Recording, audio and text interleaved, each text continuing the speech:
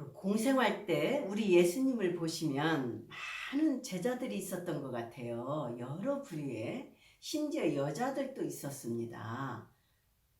그렇게, 그리고 정말 그 소외계층도 많았고요. 오늘 그 중에서도 참 위대한 제자 예리고 소경에 대해서 같이 나눕니다. 마르코복음 10장 51절 52절 말씀을 놓고서 여러분하고 한번 생각해 보는 것입니다. 자, 제자는 스승의 가르침을 받는 자입니다. 그래서 이 가르침, 무슨 기적도 예수님의 가르침입니다. 강력한 하느님의 가르침을 듣는 거죠. 자, 그런데 예수님의 이 가르침 안에는 고난, 제치고 제자의 길 생각할 수 없습니다. 우리 제자의 완성은 스승의 길의 완성인 부활까지 가는 것입니다. 사실 부활이 목적입니다. 그런데 이 고난을 제끼고 할 수 없다는 거죠. 우리는 곳곳에서 고난이 아주 여러 부류로 깊이 있게 제시됩니다. 섬김도 고난의 길로 내어놓고 어린이 길도 내놓습니다. 심지어 그 고난이 섬김의 극치라고까지 그 깊은 차원의 말씀도 하시거든요. 그리고 제자들에게도 누누이 이 고난, 가난도 고난에 들어가죠. 불편을 겪어야 되지 않습니까? 그래서 이렇게 제자들을 계속 당신이 직접 철저히 사시고 보여주시고 제자도 뒤따르도록 하셨습니다. 그렇지만 이게 우리 인간의 평범한 인간에게 쉬운 길이 아니에요. 그래서 제자들이 항상 엇박자를 많이 내는 모습을 발견하곤 합니다. 더군다나 이제 예루살렘에 가면 본격적인 고난 속에서 죽임당하고 부활의 길에 들어서는 그런 장소입니다. 제자들은 예루살렘 그 길에 간다고 하니까 미적미적 하고 있거든요. 그런데 우리 성경을 보면 예루살렘에 가까이 온 지역이 예리고라고 합니다.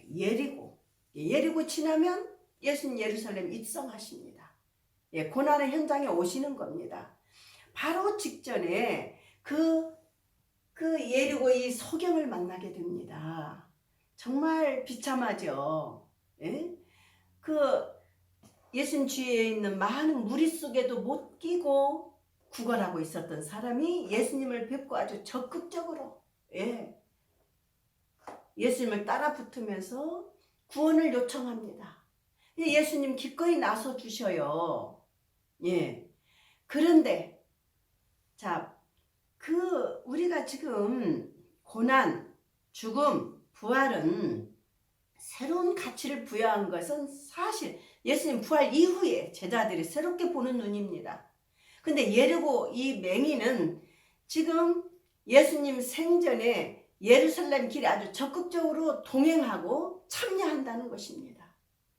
그러니 제자 중에서도 얼마나 위대한 제자입니까? 우리는 그저 그냥 사도면 좋고 막 여기에 우리가 현혹당할 필요가 없습니다. 이런 내용이 뒤에 있느냐? 그래서 이런 어떤 신분이나 어떤 명칭이나 여기에 그냥 단순하게 그분을 크게 치고 그러기보다는 여자나 남자냐 이런 것이 있지 않습니다. 예수님의 제자라면 가장 깊은 제자의 길은 고난의 길입니다. 부활을 앞두고요. 이 내용에 충만하게, 성실하게, 진실하게 다가갈 수 있겠느냐? 이게 바로 예리고 소경이었습니다. 51절, 52절을 보면 내가 무엇을 해주기를 바라느냐? 예수님이 정중하게 소경을 맞이합니다. 그래서 볼 수 있게 해주십시오. 이분은 유관이 떴습니다. 유관. 지금 유관 얼마나 중요합니까? 그걸 비참하게 구걸하면서 사는 사람이었어요. 유관을 떴는데 여기에 그치지 않고 중요한 것은 뭡니까? 영안이 우리가 중요한 영안까지 이분은 내놓습니다.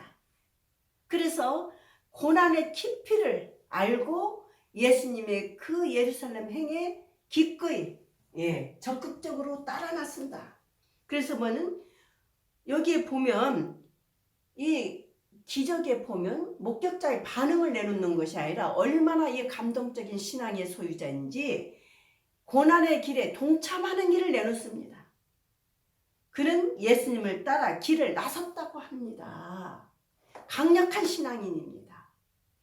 순환의 길에 적극적으로 동참했으니까요.